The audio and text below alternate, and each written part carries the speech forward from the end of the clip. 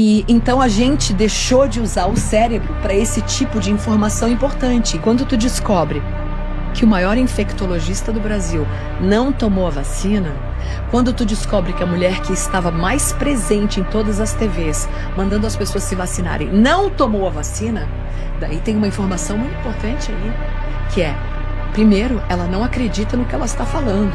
E segundo, ela praticamente está provando que ela está mentindo. Então, isso te poupa de ter que ler 50 mil estudos.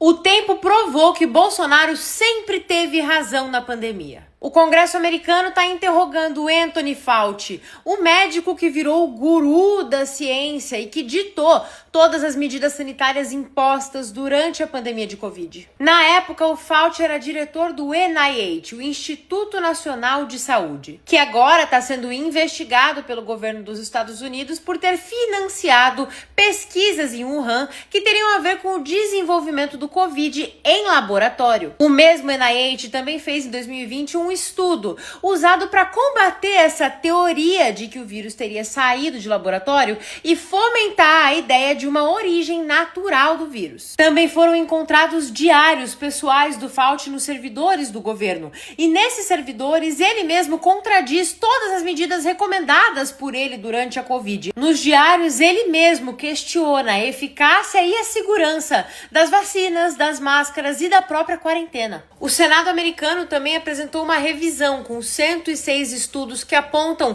que a eficácia da ivermectina para reduzir a mortalidade por Covid podia chegar a quase 50%. Hoje, tudo que a gente sabia sobre a pandemia de Covid está finalmente sendo questionado, mas na época, Bolsonaro e tantas outras pessoas foram acusados de genocídio, de serem anti-ciência, negacionistas. Crianças foram retiradas dos seus pais porque eles não quiseram vaciná-las. Milhões de pessoas faliram. As escolas fecharam. Milhares de pessoas não podiam visitar os parentes internados e até os velórios foram proibidos. O engraçado é que antes de deixar o governo dos Estados Unidos, Joe Biden ofereceu perdão presidencial para o Anthony Fauci, sem que ele estivesse sequer sendo acusado de qualquer tipo de crime. Coincidência, né?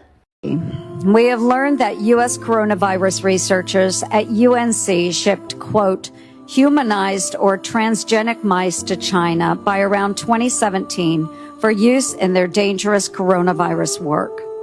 Under your NIAID coronavirus, researchers also used aborted baby body parts in mice research, and taxpayers paid for them to do that. NIH-funded coronavirus researcher Dr. Ralph Barrick and his colleagues at UNC put parts of livers, thymuses, and chunks of human fetal lung that they got from aborted, almost 5-month-old human babies. They put those parts in their research mice. They disgustingly named them BLTL mice and wrote they had created a, quote, sandwich of aborted body parts in the mice. Get it, folks? BLT. A BLT sandwich. Got the studies right here. There was a website that was tracking the random controlled studies.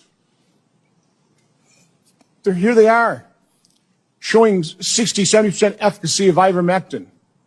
The same day you say there's no evidence, there was all kinds of evidence. Loved ones had to go to hospitals, had to sue hospitals. Just, would you try it?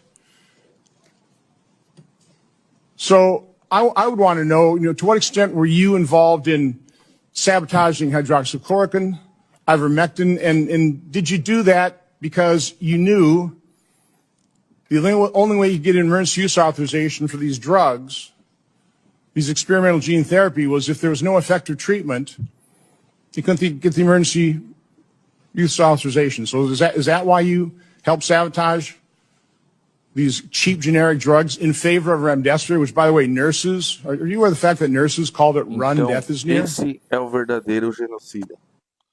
Bolsonaro está preso injustamente. On the advice of counsel, I respectfully decline to answer based upon my rights under the Fifth Amendment.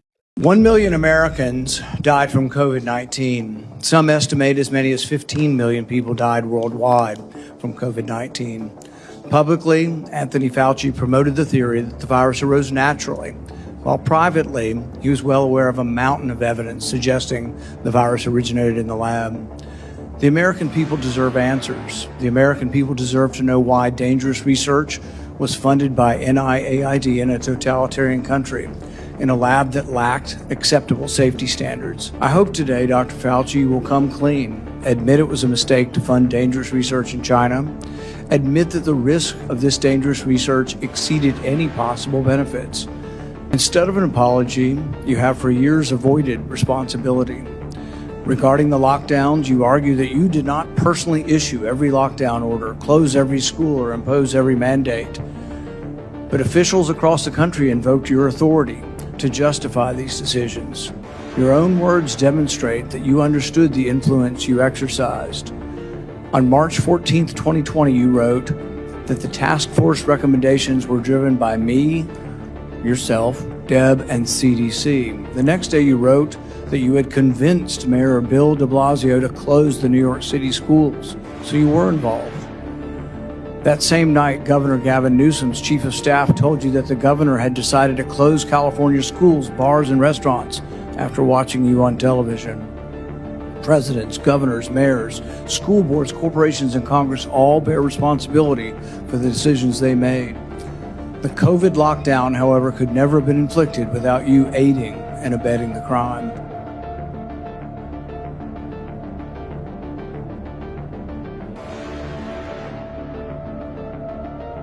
Canalhas! Se fosse o governo Bolsonaro, vocês estavam fritando o Bolsonaro hoje. Hoje vocês estão passando pano pra esse anão aí de presépio. Vocês prestem atenção no que vocês estão fazendo. Ninguém aqui é bobo. Todo mundo que faz o que tem que fazer, vocês se levantam. Vocês levantam contra o Neymar porque não apoiaram vocês politicamente. Vocês levantam contra o Bolsonaro porque o Bolsonaro não passou pano pra vocês, não pôs dinheiro na conta de vocês.